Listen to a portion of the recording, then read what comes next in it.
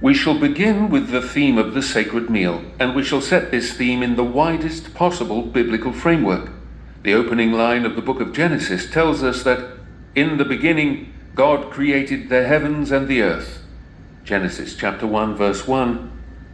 Why did God, who is perfect in every way, and who stands in need of nothing outside of himself, bother to create at all?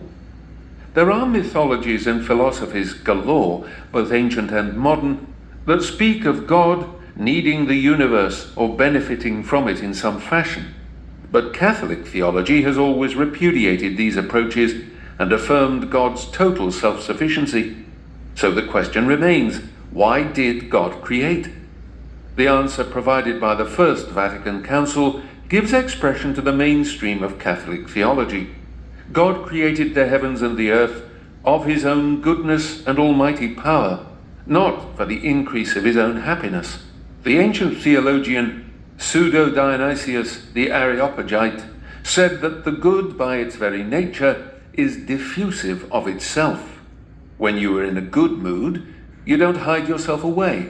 On the contrary, you tend to effervesce, communicating your joy. God is the supreme good, and hence God is supremely diffusive of himself.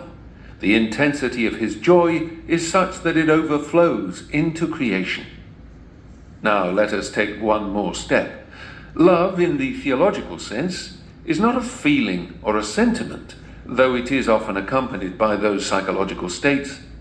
In its essence, love is an act of the will, more precisely the willing of the good of the other as other.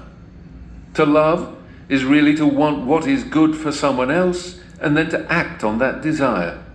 Many of us are kind, generous, or just, but only so that someone else might return the favor and be kind, generous, or just to us.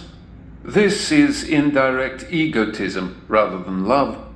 Real love is an ecstatic act, a leaping outside of the narrow confines of my needs and desires, and an embrace of the other's good for the other's sake.